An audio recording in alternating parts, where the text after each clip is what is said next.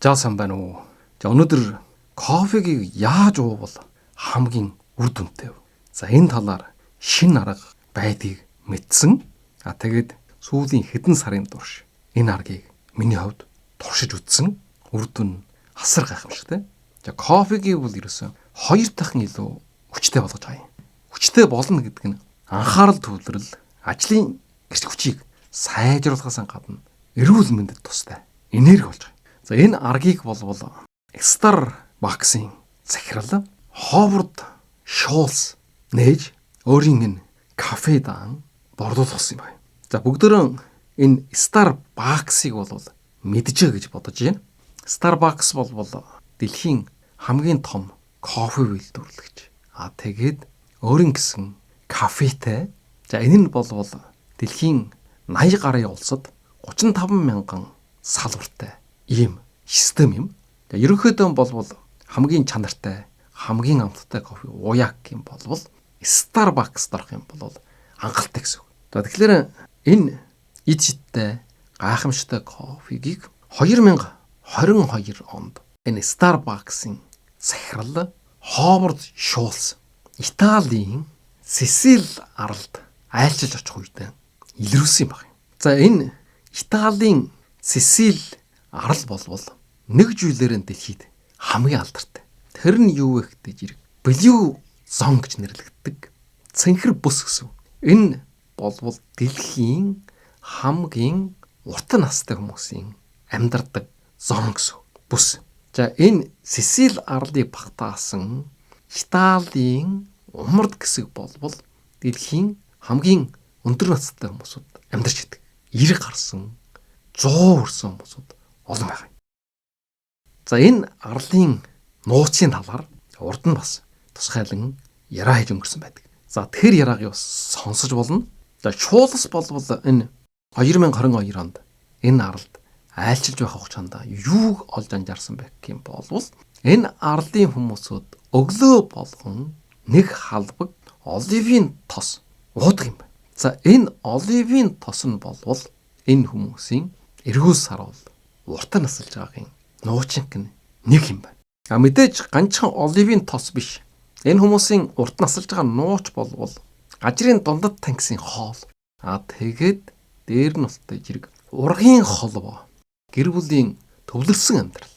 Өөрөөр хэлэх юм бол өвөө эмээ, ачиг гуч хамтын амьдрал хийдэг. Тэгээ энэ дээр нь болтой зэрэг яар сандрахгүй аажуу тайван амьдралын өмнөлт. Ингээд газар дундын тангисын байгалийн орчин гэгхэн мэтийн нөлөөллүүд бол байж байгаа юм.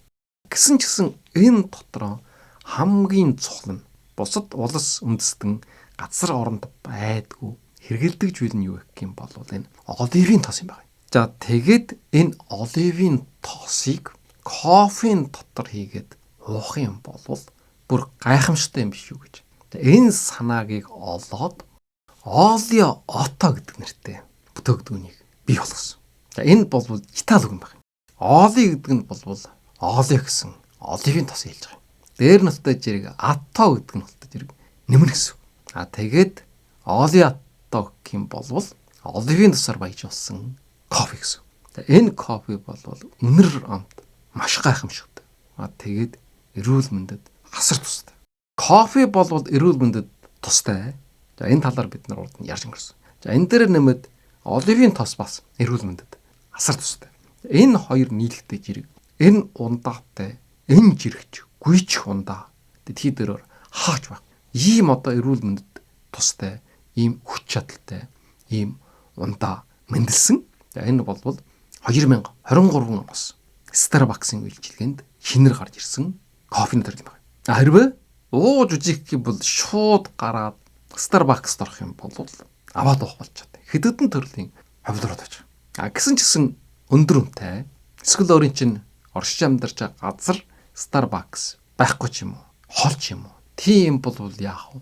Гэрийнхэн нөхцөлд хийж ууж болно. За миний хувьд бол сүүлийн хэдэн сарын турш өөрийн кофегийг оливын тосоор баяжуулаад ууж байгаа. За үнэн хэрэгтэн бол энэ нээлтийг Starbucks-ийн захирал Шулц нээсэн гэдгийг миний хувьд бол мэдээгүй.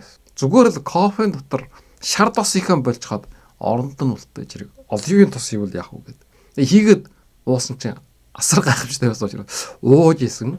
Тэгээ дараа нь үлдээ зэрэг миний энэ хийж байгаа болох юм зүг байна уу буруу байна уу гэд хайгаа утсан чинь оливын оттой гарч ирж байгаа юм. Айл хэдийн шоолс нэгэд Starbucks-д үйлчлэгэнд гарчсан байна гэдэг. За ингээд өнөөдрийн яраа болвол яагаад заавал тос байх хэвтэй юм. Кофенд яагаад тос их хэвтэй юм. Тос хүний эрүүл мэндэд ямар үйлчлэгтэй юм. Тэгээд тос дотроо яахлаараа заавал оливын тос байх хэвтэй. За энэ тухай маш товчхон. Тэгээд кофе хүний биед ямар эерэг сөргөнөлттэй вэ? Тэгээд хамгийн сүүлд нь оливын тостор кофег нэмэх юм болвол бид нарын биед ямар өөрчлөлт гарах вэ? За энэ талаар ярив. Тэгээд энэ дээрээ нэмээд кофегийг хизээ яаж уух вэ? Ямар кофе уух вэ гэсэн агуулгуудыг бас нэмнэ. За ийм учраас өнөөдрийн энэ яраа болвол зөвхөн кофе биш.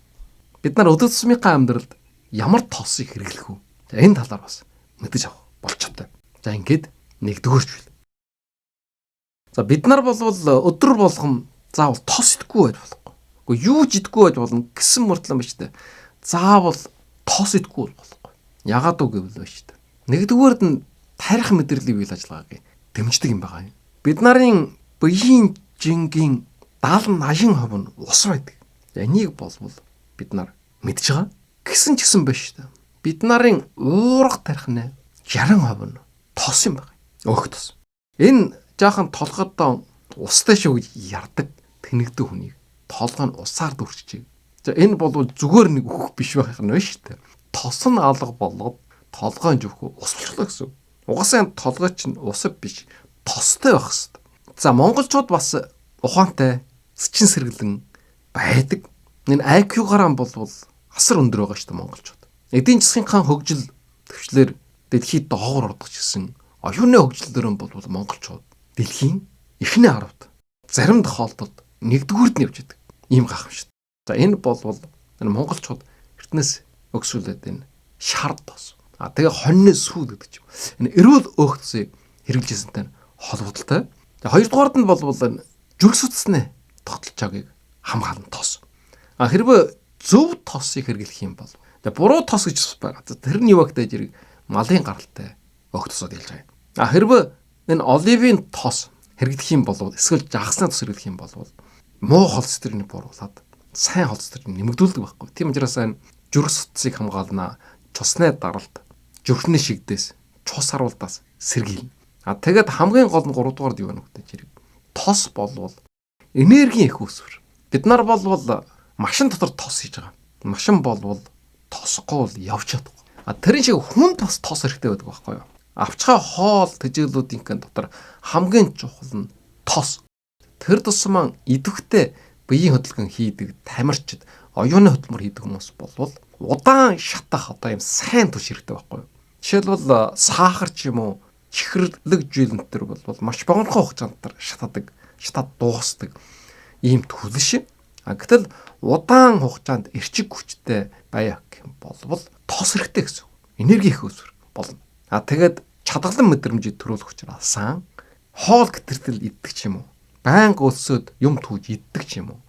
Тэр хорт мууж уршлаас сэргийлэх болчоос байж байгаа. Тэгээд тос болвол яг хоо энэ витаминуудыг шингээхэд тустай байдаг. За жишээлх юм бол витамин А, Д, Е, К гэдээ байж байгаа. Эднэр болвол биш та. Усанд уусахгүй, тосонд уусдаг байхгүй юу? Тэгмээс тос идэхгүй болвол энэ шим тэжээлүүдийг биеинд шингээж чадахгүй гэсэн. За дараа нь устай жирэг тос болвол энэ гормоны тэмдэгч болно.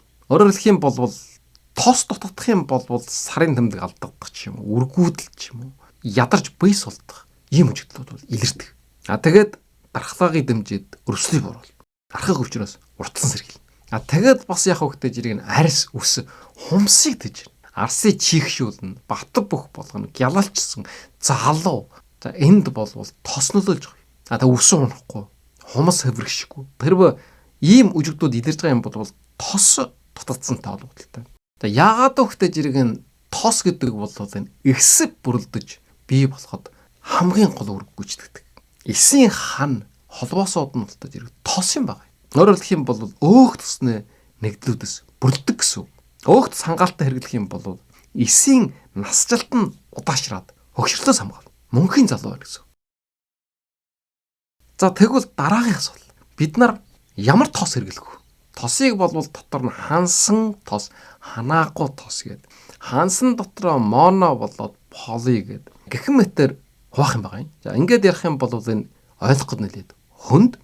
Тийм учраас шууд ямар тос нь эрүүл мэндэд сайн, ямар тос нь эрүүл мэндэд хортой талаар хэлье. Тэгэхээр энэнийх нь нэгдүгээрд нь бол энэ моно ханаахгүй тосын хамгийн гол төлөөлөгч нь өнөөдрийн кофед хийж уух энэ оливын тос юм байна. За энэсээ гадна тосын устдаж омега 3, омега 6, омега 9 гэж дотор бас хуваана. За энэ дотроо бол эрүүл мэндэд хамгийн сайн заавал хэрэглэх ёстой нь бол омега 3 юм байна. Омега 3 нь бол жагсанд байгаа.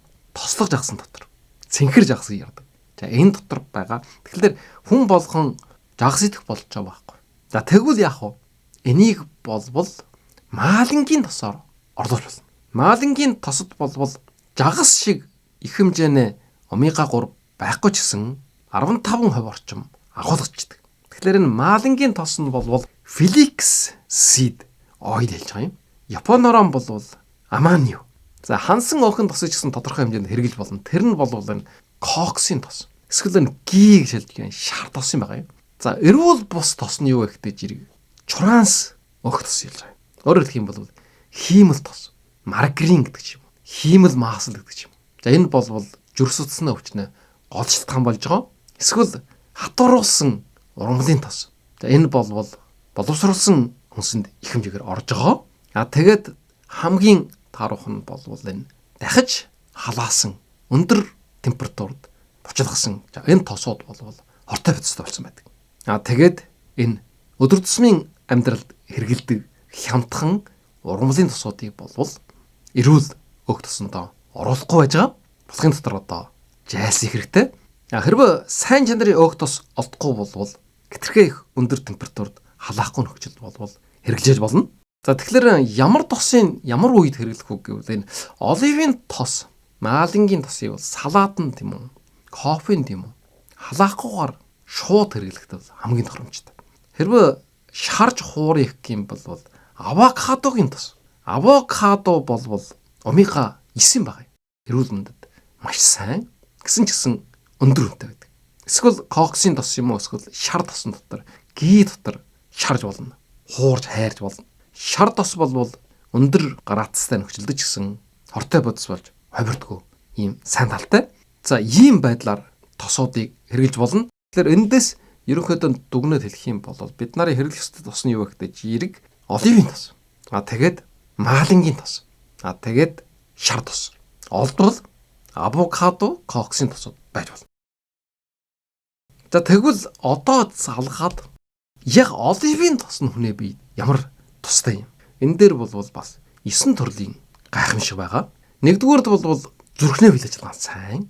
Ягаад гэвэл энэ ханаагүй моно өхөн тос болвол муу холестериний бууруулаад сайн холестерин нэмэгдүүлэх юм байна. Тийм учраас зүрх судасны өвчнөөс сэргийлнэ.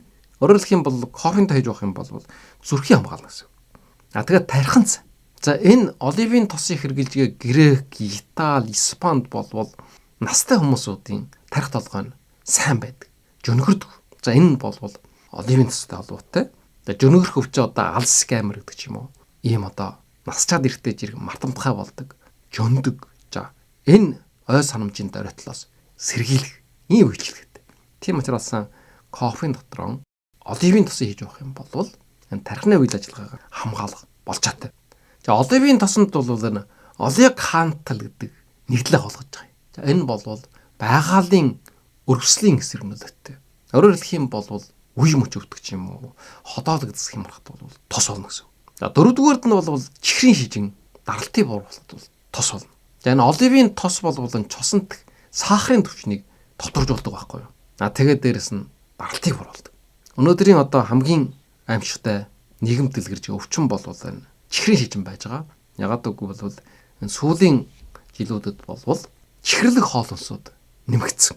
Тэрнтэй холбоотой. Тийм учраас энийг аргах чах одоо хамгийн гол живсэг нь юу гэх юм бол энэ оливын тос юм байна. Тэгэхээр кофенд оливын тос хийж явах хэрэгтэй байна. За дараа нь бол энэ хоол боловсруулах үйл ажиллагааг сайжруулна. Хэрвээ өглөө болгоно нэг хавлага кофенд хийхгүй ч гэсэн яг тэр хэвээр нуух юм бол энэ гидсийн чивэрлэл нь өтгөн хатгаас сэргийлдэг юм байна. За 6 нь бол энэ арс үсийг гоо сайхан болгоход тустай арсыг жөөлрүүлнэ, чихшүүлнэ, үсэнд тэжээл болно, гялалчсан, батб бөхөө ийм сайхан өстэй болгоно. Тэгээд нүүрэн дээрх толов, үрчлэгийг багасгах нь. Сая бол хэлсэн энэ тос бол эсийг төлжүүлдэг. Тэгээ эсийг бол улам батб бэх хүч чадалтай болгох талаар ягаад гэвэл эс бол тосноос бүрэлдэж байгаа. Тэгээд 7 нь бол ясыг бөхжүүлнэ. Кальцийн шимтгэлийг тусалнаа. Яс сэргчгээс сэргийлнэ. Энэ шиг одоо гайхамшигтай хоолос байхгүй байх нь шүү дээ. Тэгээд жим барихад бол туслана. Хэтэртэл их тос идэхгүй хэдэн халууг идэх юм бол чадгалдан мэдрэмж бий болгоно. Тийм учраас их идэхээс урдлан сэргийлнэ. Тэгэхээр таргалахгүй байх нь. За 9 нь бол энэ хор тавдараас сэргийлэх магадлалтай.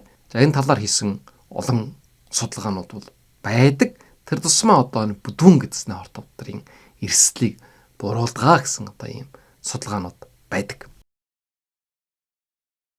За тэгвэл оливын тос дотор ямар оливын тос нь хамгийн сайн байх юм бол энэ экстра virgin olive oil гэдэг нь бол хамгийн сайн байгаа юм. Ягаад гэвэл энэ оливын тосыг боловсруулахад янз бүрийн аргыг хэрэгэлдэг. Тэгэхээр энэ экстра virgin оливын тосыг болвол хүйтэн шахалтын аргаар үйлдвэрлэх юм байна. Ингээд олон улсын хэмжээнд хүлээн зөвшөөрөгдсөн хамгийн өндөр чанартай тос гэж үжигдэж байгаа. За энэ бол энэ дэлгүүрүүдээр төгөөмөл байдаг. За манайх ч гэсэн одоо сүүлийн хэдэн жилийн турш энэ экстра virgin оливын тосыг бол хэрэгжилж байгаа. За тэгэхээр бид нар бол энэ оливын тос сайн ч гэсэн гэртээ хоол хийж идэх хүмүүс байж байгаа. Гадуур хооллолдог ч юм уу. Эсвэл хоолнд их мартадах ч юм уу. Тийм журшил тогтоогүй ч юм уу. Ийм янз бүрийн одоо нөхцөл байдалтай байж байгаа юм. Тэгвэл яаж энэ асуудлыг шийдэх юм бол кофе дотор хийгээд авах бол. Эсвэл кофе уудаг хүмүүс бол сайн дотор хийгээд авах ялгаа байхгүй. Тэгвэл нэг сумаар хоёр тулаар авчиж байгаа юм. За яагаад одоо заавал кофенд хийж уух хэрэгтэй юм бэ гэвэл нэгдүгüүрд нь бол амархан. Бид нар ажил дээр ч юм уу өглөө босоод ч юм уу кофе дотор цайны хавлгаар нэг хавлаг оливын тосыг дуучих бол ямар ч хөндрөл байхгүй хэн ч гэсэн хийх болж байна. Би бол одоо уух бол оливын тосыг ууж байгаа гэсэн ч гэсэн ямар сөргнөлөө мэдрэгдэг байгаа юм. За энэний өмнө бол энэ кофе дотор шар тосыг уух нь бол маш чухамжтай юм байна гэж. За энэ талаар судалгаа ном жохолууд байдаг. За тэрэн дээр тулгуурлаж байгаад нэг яраа хийсэн. Ингээд тухайн үед бол шардстай кофег ус хэдэн 7 хоног ууж үжсэн. За энэ бол бас хэтэрхээ хурц байсан. Шардстай кофе хэдэн хоног уух юм бол нойр булчирхаа өвддөг ч юм уу. За ийм байдлууд илрээд бол болсон. Бас сөрөг нөлөөтэй юм байна гэдэг би бол өөрийн биеэр мэдэрсэн юм байгаа юм. Дурлсан үедээ хаяа хийгээд ууж явах тэр ямар ч асуудал байхгүй юм байна лээ. За эннийхээ оронд бол одоо сүүлийн үед оливын тосыг хийж байгаа. Эндээс бол үнэхүү одоо миний биед бол энергитэй болсон гэдэг мэдрэгдэж байгаа юм. Анхаарал үлрэл сайжирсан, ажлын эрч хүч нэмэгдсэн. За одоо жалгаад тэгвэл яагаад заавал кофе уух хэвтэй? За кофенд бас одоо 9 төрлийн гайхамшиг байгаа. За нэгдүгээрд бол энэ тархи сэргээж төвдрөлийн нэмэгдвэл. За энэ кофенд дагуулгаж байгаа нэг кафе юм бол төв мэдрэлийн систем өдөөдөг. Тэгээд энэ анхаарал төвлөрөл ой тогтоод сэтгэл санаагийг сайжруулна. Судалгаагаар бол энэ кафеин хэрэглэх юм бол энэ deep stress гэж энэ сэтгэл уналтаас сэргийлдэг. За энэ бол батлагдсан зүйл. Өөрөөр хэлэх юм бол сэтгэл санаа муу байх үед кофе уух юм бол тустай гэсэн. Хоёрдугаард нь бол энерги өгнө. Тустай адилхан. Ядарч болсон үед кофе уух юм бол шууд сэргэнэ. Ажлын бүтэмж нэмэгдэнэ. За спорт бие тамирын өмнө уусан ч гэсэн ялгаа байхгүй. Маш их нөлөөлнө. Хэрвээ дасгал хийхээс шалхуурж байгаа юм бол бие хөдөлгөөс шалхуурж байгаа юм бол эхлээд кофе уучгаад дараа нь хөдөлгөөн хийж болно. За 3 дугаард бол энэ антиоксидант ихтэй. Энэ антиоксидант бол ерөөсөн жимс ногооноос ч гэсэн хамаагүй илүү ихэр агуулгач. Энэ юу гэхтэй зэрэг эсийн эсэлтгэс сэргийдэг. Энэ эс бол энэ агаартай уулчтай зэрэг яах вэ? Төмөр живэрдэгтэй живэрдэг байхгүй. Тэгээд хөгширж, өвчилж амь насанд дуусруулдаг. Тэгэхээр чинь антиоксидант ихтэй хоолон сэргийдэх юм бол тус болно гэсэн. Энэ антиоксидант гэдэг нь юу гэхтэй зэрэг анти гэдэг нь эсрэг гэсэн. Оксидант гэдэг нь болтой зэрэг хүчил төрөгчтэй уулзаад эсэлтгий хэлж байгаа юм. За энэний эсрэг үйлчлэл гэдэг гэсэн. За дөрөвдүгээрд нь бол зүрхний эрүүнүүд сайн. Хамгийн сайн бол өдөрт 1-2 аяг кофе уух юм бол зүрхэн сан гэсэн юм судалгаанууд байгаа. За 5 дугаард нь бол энэ Альцгеймер, Паркинсоны өвчнөөс сэргийлнэ. За энэ талаар бол судалгаа байна. Хэрвээ удаан хугацаа кофе ууж байгаа хүмүүс бол энэ жөнөгөрөх, тэнэрх өвчнүүдээс хороос бүр 65%-аар сэргийлдэг, бууруулдаг гэсэн ийм судалгаа байна. За 6 нь бол бас тостой адилхан. Тос бол чихрийн шижинээс урдсан сэргийлэх үйлчлэгтэй гэж ярьсан. Тэрийн шиг энэ 2 дугаар төрлийн чихрийн шижин амьдралын өвчнөөс болж байгаа чихрийн шижинд бол кофе тустай.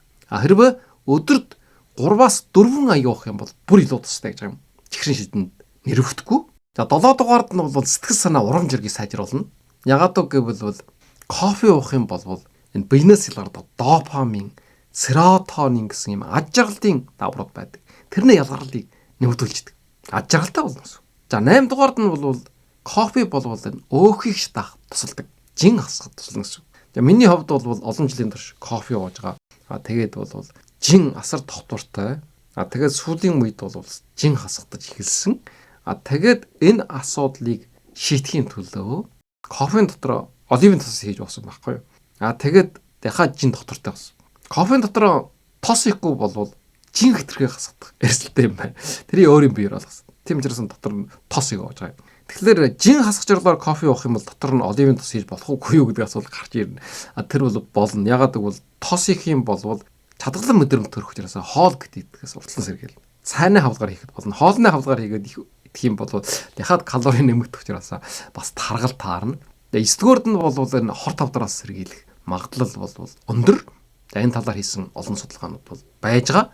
Тэр тусмаа одоо элэгнээ ч юм уу, савнэ ч юм уу, бүдүүн гэдсний хорт хавдраас сэргийлэх болчоотой. За ийм судалгаанууд бол байдаг. За гэхдээ кофе бол бас жарам өвчтэй хүмүүс бол өндөрдөг ч юм уу, сөргөнлөөтэй ч юм уу ийм асуудлууд байж байгаа. Тэгэхээр хэрвээ эрүүл мэндийн ямар нэг асуудалтай юм бол цааш нь хятруулаас судалж хэрэгтэй. Эмчээс зөвлөгөө авах хэрэгтэй. За урд нь бол энэ кофений эерэг болоод сөргөнлөөний талаар бас бичлэг хийж өнгөрсөн. Тэрэн дээр бол асар дэлгэрэнгүй ярьсан байгаа. Тэрийг бас та бүгд сонсож үзээрэй. За ийм учраас юм байна шүү дээ. Оливын тос бол 9 сайн талтай байна. Кофе бол 9 сайн талтай байна. Энэ хоёрыг нийлүүлэх юм бол энийн шиг төгс ундаа өөр хаач байх. Гайхамшигтай. За энэ оливын тосыг кофетэй нийлүүлээд уух юм бол саяын ярьсан тэр 9 төрлийн жилүүд бол хоёр дахин хүчтэй болж зүрхэнд ээлтэй сайн өөх тус байна. Дээр нь антиоксиданттай кофе байж. Ингээд зүрхнээ үйл ажиллагааг дэмжинэ. Цусны хэрэгэл сайжирна. Холестерин тэнцвэртэй байдал хадгалагдана. За хоёрдугаард нь тарих болоод сэтгэл биед эргэнүүлдэг. За кофеин болохтой зэрэг төв мэдрэлийн систем идэвхжүүлнэ. Анхаарал төвлөрүүдийг сайжруулна. Тэгэхээр оливын тос нь бол тархины мэдрэлийн эсүүдийг хамгаалдаг. Энэ тосон хүчээр агуулж байгаа байхгүй юу? Тийм учраас хамтан хэрэглэх юм бол ой тогтоол сэтгэл санааг тогтворжуулна. Тархины хөшрөлтийг удаашруулах ийм үр дүнтэй. За 3 дугаард нь бол энэ өрөвслийн эсрэг давхар үйлчлэл. Оливын тос дотор юу байна вөхтэй зэрэг энэ байгалийн өрөвслийн эсрэг үйлчлэгээтэй олеокантл гэдэг агуулгаж байна. Кофеин дотор бас хорт бацыг гадагшлуулах, биеийн эсэргүүцэд дэмжих, идэвхтэй агуулгаж байна. Тэгэхээр энэ хоёр нийлэх юм бол хоол боловсруулах систем үгүй юм үчгээд янз бүрийн өвчин өрөвслөөс урдсан сэргийлэх, сайжруулах юм болж чаддаг. Тэгээд дараа нь бол мэдээ жим барихад тусалж байгаа. Кофе бол энэ илчлэгийг шатаахад туслах юм бол оливын тоснолтой зэрэг чадгалан мэдрэмжийг бий болгож байгаа юм. Тэгэхээр энэний шиг одоо сайн хослол байхгүй гэсэн. Тэгээ хоол боловсруулах системд ээлтэй. Жишээлх юм бол кофе уусны дараа гэтэрхээ их мэдрэх хүмүүс бол ходоод гэд өвддөг ч юм уу. Тийм байдал болсон. Тэгэхээр энэ оливын тос бол хамгаалах үйлчилгээтэй тос учраас. За ялгаа байхгүй бас одоо гөрүүлж хөдөлгөөний дэмжээд өтгөн хатахад бол тустай байж байгаа. За дараа нь бол энэ арьс гадаад төрхий бол эерэг байдалтай болгоно. Оливын тос бол энэ арьс үс. Энийг бол дотроос нь тэжээгээд гялалчсан эрүүл байлгана. Тэгээд дээрэс нь кофе уух юм бол хүн сэтгэл санаа сайн байна. За энэ хоёр нийлэх юм бол өмдлөг, өчимчтэй. Тэгээд сэтгэл санаа сайн, баяр баясгалантай байна. За энэ шиг сайхан юм байхгүй. Энэ бол хүн гаднаас нь өн гүжимжийн ховдож, сэтгэл санааны ховдож, аль талаараа үжилсэнтэй гоё байх. Энэ нөхцөлийг хүртэж бүрдүүлж байгаа юм. Тэгэхээр хэр их хэмжээнд хэрэглэх вэ? Энэ дээр бас анхаарах хэрэгтэй. Өөрийнхөө биеийн байдал үндэслэх хэрэгтэй. Хэрвээ шингээж чадаад үр дүнгээ өгч болвол хэрэглэж болно. Энэ чинь хоол хүнстэй төрөл учраас. Хэрвээ бие чинь таагүй мэдрэмж төрдөг ч юм уу. Өөр чинь жоггүй юм шиг болвол болох хэрэгтэй. Бид нар юу идэж юу хэрэглэх вэ гэдгийг бол бид нарын бие махбод өөрсдөө мэдж байгаа. Өөрийн биеэс асуух хэрэгтэй. Болж ивэл болж ий гэсэн. Болохгүй бол доорх нь болох хэрэгтэй. Ямар сайн судалгаа шинжилгээний үндэстэй, ямар сайн ном бүтээл дээр байсан ч, ямар ихтгэл үнэмшилтэй хүн хэлж ийсэн ч гэсэн өөрийн чинь бие махбодын мэдрэмж үгүй ч тийм зүйл байхгүй. Тийм учраас өөрийнхөө биеэс асуух хэрэгтэй. За ингээд энэ хоёрыг хосолсон энэ гайхамшигтай ундаагыг болвол энэ Starbucks үйлдвэрлэсэн юм байна. Тэгээ үйлчлэгэнд гаргачихсан юм байна. За энэ нь болвол Olio Atto гэдэг кофе юм байна. За энийг болвол өөрийнхөө гэрийн нөхцөлдөө хийгээд уухад хангалттай. За миний хувьд бол энэ зурган дээр оруулсан шиг энэ экстра virgin оливын тосыг кофе дотор хийж ууж байгаа. За оливын тостой кофе уухад бас анхаарах зүйл байгаа. Тэр нь юу гэхтэй зэрэг сайн хутгах хэрэгтэй. Эсвэл оливын тос кофен дээр нь бучилсан ус их юм бол бас тос нь бутраад жижигэрдэм байна. За энэ нь яагаад хэрэгтэй вэ гэх юм бол шингэхэд амархан гэж. Кофен дотор хэдий ч нэ гутахад хэдий ч нэ тосыг буталж ийн хэдий ч нэ шингэж үр гөж өгөх тус болдог. Тийм учраас оливын тостой кофег сайтар гутгаж байгаа ухаарай. За кофений тухай дээр одоо яраа хийсэн. Тэрнээ дараа утгатай зэрэг нэлээд олон асуултууд бол ирсэн байсан. Нийтлэг асуултууд. За тэр нь юу гэхтэй зэрэг кофег яаж уух вэ гэж. Хар кофе уух уу, сүйтэй кофе уух уу, чихэртэй кофе уух уу гэж. Инстант кофе уух уу, эсвэл ердийн кофегийг шүүгээд уух уу гэж. За ийм асуултууд ирсэн байдаг. Тэгэхээр нэгдүгээрд бол эрүүл мэндэд өнөөдөр хамгийн сайн ундаа тосны талаар ярьж байгаа. Эрүүл мэндэд хамгийн хортой нь бол чихэр, сахар. Тийм учраас кофений дотор чихэр, сахар хийж болохгүй гэсэн. За сүйтэй кофе яах вэ гэж. За сүйтэй кофе ууж болно. Гэсэн ч гэсэн сүү болвол бас тэр болгон хүн болгоно бас чогтгөө сүүнээ харшлаг гэж байдаг. Тийм учраас хамгийн сайн сонголт нь юу вэ гэхээр хар кофе юм байна. За кофений хувьд бол сайн муу гэж бол ерөнхийдөө байхгүй. Хэрвээ санхүүгийн боломж байвал өндөр үнэтэй кофенуудыг аваад ууж болно. Өдөр тутам бид нартай адилхан аягаар нь ууж байгаа юм бол зүгээр л дэлгүүрт байгаа кофег аваад уухад хангалттай гэсэн. Инстант байдлаар нь ууж болно. Эсвэл бол кофе байдлаар нь аваад бачлаад жижиглээд дараа нь тэрийг шүүгээд ууж болно. За дэлгүүрт бол бачлаад жижиглсэн шууд шүүхэд журалтай тим кофенууд байж байгаа. За тэрийг аваад шүүгээд ууж болно. За энэ дээр бол энэ нь сайн тэр нь муу гэсэн асуудлууд бол нэг их байхгүй.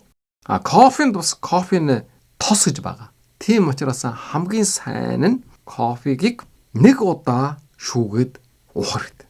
Хэтэрхий удаан бучлагдах ч юм уу нэг кофеныхон шаарга дээр байнтайхан ус игээд уух. За энэ бол холестерин нэмэгдүүлж магадгүй гэсэн юм яраа ус байдаг. Тийм учраас яг тэр кофе уух журмынхын дагуу тэгээд уухад болно гэсэн. Тэгээ инстант кофе бол бас жаагалч одоо сайн сонголт биш. Ягаад гэвэл тэр инстант кофегийг бол хийх үед нь шарж хийж байгаа. За энэ шарах учраас эрүүл мэндэд сөрөг нөлөөтэй бодисууд бас үүсчиж магадгүй гэсэн ийм болгоомжл байдаг. Гэсэн ч гэсэн энэ бол тийм тодорхой биш. Тэрнээс болоод сөрөг нөлөө гарсан явдлууд одоохондоо ярагдахгүй байж байгаа юм. Тэгэхээр ерөнхийдөө бол кофегийг уухгүй байхаасаа илүү уух нь бол илүү үр дүнтэй. Гэсэн ч гэсэн заавал өдөрт 3-4 аяга уух гэж чармихгүй гэсэн болно. За миний хувьд бол хамгийн сайн нь одоо 2 аяга кофе уух ийм чартмыг бол барьж байгаа. Гэсэн ч гэсэн өглөө эртэ босч явах учраас 3 аяга ууж байгаа. За сүүлийн үед бол 4 цагаан өнгөрөөд босож байгаа. Тийм учраас 5 цагаан үед нэг ууж байгаа юм. Тэгээд 10 цагаан үед нэг ууж байгаа юм. За дараа нь 3 цагаан үед нэг ууж байгаа юм. 5 цагийн жаатай 1 аяга кофе ууж байгаа. Өдөөс хойш оройхон тишээ бол кофе ууж болохгүй. За тэгвэл өнөөдрийн энэ яран дээр нэмээд хэлэх бас нэг зүйл нь юу гэхтэй зэрэг кофе уусныхаа дараа шингэн жил заавал ууж хэрэгтэй. Тэггүй болвол шингэнэ судлаар кофе болвол шээс хөөх үйлчлэгээтэй. Өөрөөр хэлэх юм бол уугаад дуустай зэрэг шээдэг биенээс шингэн алддаг гэсэн. Тийм учраас тэрийг нөхөхийн төлөө чус хэтэрхээ өтгөрөх, бөөрөнд ачаалал өгөх. За энэ асуудлуудаас цэрэгдэхийн төлөө кофе ууж байгаа хүн болвол думдуур нь ус чай сайн ууж явах хэрэгтэй. За эрүүл мэндийн жувлагч нар болвол өдөрт 2 литр ус заавал ууж явах хэрэгтэй гэж зөвлөж байгаа. Тийм учраас ус уугаад хэтрнэсэн явдал бол ерөнхийдөө байхгүй, бага багаар олон удаа ууж хэрэгтэй. За өнөөдрийн ярсныг товч дүгнэе. За өнөөдөр кофе уух хамгийн сайн хувилбар кофе дээр нэмэх оливын тос. Оливын аттуугийн талаар ярьлаа. За оливын аттуугыг бол Starbucks-ийн захирал Шолс 22 онд Италийн Сицили арал дээр очоод нэгж илрүүлсэн. Тухайн газрын хүмүүс бол өглөө болгон нэг халбаг оливын тос уудаг юм байна. За энэ газрын хүн бол дэлхийн цэнхэр бүс гэсэн англид багтдаг хамгийн урт насалдаг хүмүүс амьдардаг ийм бүс юм байна. 90, 100 хүрсэн хүмүүс олон байгаа. За энэ нь бол олон нөхцлүүдээс шалтгаалж байгаа ч гэсэн энэ дотор хамгийн гол онцлог нь юу вэ гэхээр оливын тосыг их хэмжээгээр хэрэглэж идэг. За энэ нь бол эрүүл сарвал урт насалж байгаагийн нууч. За ингээд энэ оливыг бол кофе дотор хийж болох юм байна гэсэн энэ санаагийг олоод 2023 оноос Starbucks болвол оливын тосоор баяжуулсан кофегийг үйлчлэгэнд гаргасан. За энэ нь бол Oleato гэдэг кофе юм байна. За энийг мэдхээс өмнө миний хувьд ч гэсэн кофеин дотор оливын тос ууж хэрэглэсэн. Тэгээ энэ маань зөв байна уу буруу байна уу гэд хайгаад судлаа үзсэн чинь энэ Oleato гэдэг кофе гарч ирсэн. Тэгээ цааш нь гүнжгэрүүлээд судлаад үзсэн чинь үнэхээр гайхамшигтай юм байна. Тос бол бид нарын эрүүл мэндэд хамгийн чухал хүчин зүйлийн нэг. Бид нарын уурга тархины 60% нь тосжилж яадаг. Бид нарын эсийн бүрхүүл бол тос байдаг. Тийм учраас тос дутагдах юм бол ерөөсөн хүн юу ч биш болно. Тэгээд тосон дотор бас сайн муу тосууд байгаа. Муу тосыг хэрэглэх юм бол эрүүл мэндэд хортой, сөрөг нөлөөтэй. Сайн тосыг хэрэглэх юм бол гайхамшигтай, үр дүнтэй. Сайн дотор хамгийн сайн нь юу вэ гэдэг оливын тос. Оливын тос бол 9 гайхамшиг байна гэж ярьсан. За шар тос бас эрүүл мэндэд сайн. Шар тосыг бол олон улсын хэлээр ГИ гэж хэлдэг. За энэ ГИ буюу шар тос бол эрүүл мэндэд сайн. Гэсэн ч гэсэн хэтрүүлж болохгүй. Хэтрүүлэх юм бол эрүүл мэнд сөрөглөөтэй тодорхой бага хэмжээгээр хэрэгжих юм бол гайхамшигтай. За энэ шигэн гигээс гадна басан маалингийн тос бас эрүүл мэнд сайн. Бид нар ямар тос хэрэглэх вэ гэдэг зэрэг оливын тос нэгдүгээр. Олив дотор бол экстра вижн оливын тос. Тэгээд дээр нь ултай зэрэг маалингийн тос бол флакс гэдэг нэртэй. Японоор бол амани юм байна. За энэ дээр нэмээд монголчууд шар тос байж. За энэ хэдэн төрлийн тосыг төгөөмөл хэрэглэх юм бол бидний эрүүл мэнд сайжирна. Тэгэхээр энэ оливын тосыг яаж хэрэглэвэл эрүүл мэнд хамгийн сайн бай. Хүн болгон хүртээлтэй байх гэх юм бол кофен дээр хийх явдал. За кофе бол эрүүл мэндэд 9 төрлийн гайхамшигтай үйлдэл үзүүлдэг. Тэгэхээр кофенээ 9 төрөл болоод оливын 9 төрлийн нэмэх юм бол энэ хоёрын хүч чадал нь 2 дахин нэмэгдэж байгаа. Тэгэхээр дэлхий дээр оливын тостой кофегоос илүү сайн ундаа байхгүй гэсэн. Гэсэн ч гэсэн хүн болгоноор бас янз бүрийн өвчин эмхтэй хүмүүс байж байгаа. Тэгээ хорхоогүй юу гэдгийг бол тухайн хүний бие мэд өөрөө мэдгүй бол юмч мэрэгдэл хүнээс асуух хэрэгтэй. Ингээд төрөл бүрийн өвчнөөс урьдчилан сэргийлье. Илүү үжилсэнтэй, илүү залуу, урт наслыг. Тэгээд ажлын үр дүнж сайжруулъя. Эрчим хүчтэй анхаарал төвлөрж ихийг хийж бүтээе гэх юм бол оливын тостой кофе гэсэн. За ингээд анхаарал тавьсан та бүхэнд маш их баярлалаа.